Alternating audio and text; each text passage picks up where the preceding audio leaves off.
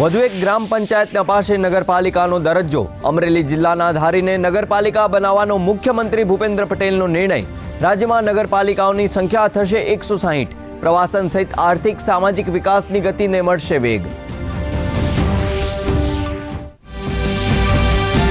માદક પદાર્થોના વ્યસની બનેલા યુવાધનને પાછું વાળવા ગૃહ વિભાગની મહત્વની ઝુંબેશ. સુરતમાં રાજ્યનું પ્રથમ એન્ટી નાર્કોટિક્સ યુનિટ કરાયું શરૂ. યુવાનોને સારવાર આપી કરાશે કાઉન્સેલિંગ.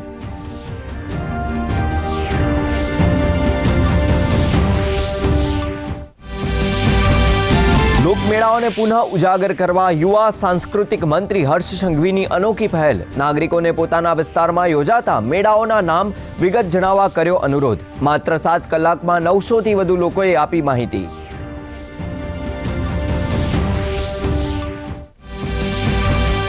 રણોત્સવ જોવા માટે નવી વોલ્વો બસ સેવાનો પ્રારંભ.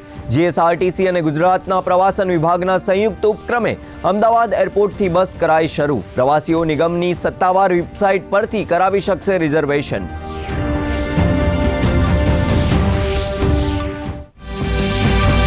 જરૂરિયાતમંદ સુધી શિક્ષણનો વ્યાપ વધારવા નડિયાદના શિક્ષિત યુવા મંડળનો અનોખો સેવાયજ્ઞ. સ્લમ વિસ્તારના બાળકોને આપે છે નિઃશુલ્ક શિક્ષણ. મુખ્યમંત્રી ભૂપેન્દ્ર પટેલે પણ બિરદાવ્યું છે આ સેવા કાર્ય.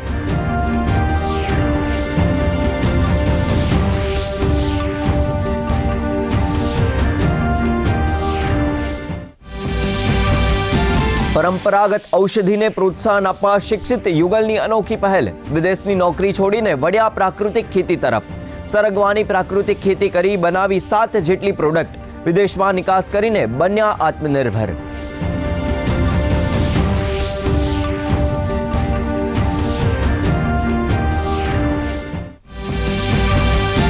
બળજબરીથી વસૂલી મામલે રાઉઝ એવન્યુ કોર્ટે આમ આદમી પાર્ટીના ધારાસભ્ય નરેશ બાલિયાનના 2 દિવસના રિમાન્ડ કર્યા મંજૂર. ખંડણી અને ગેંગસ્ટર સાથે સાંઠગાંઠના ગંભીર આરોપો.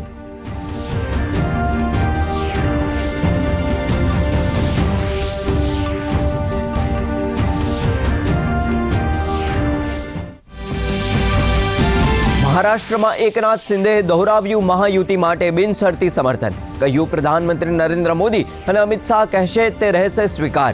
ત્રણેય પક્ષો વચ્ચે છે સમન્વય.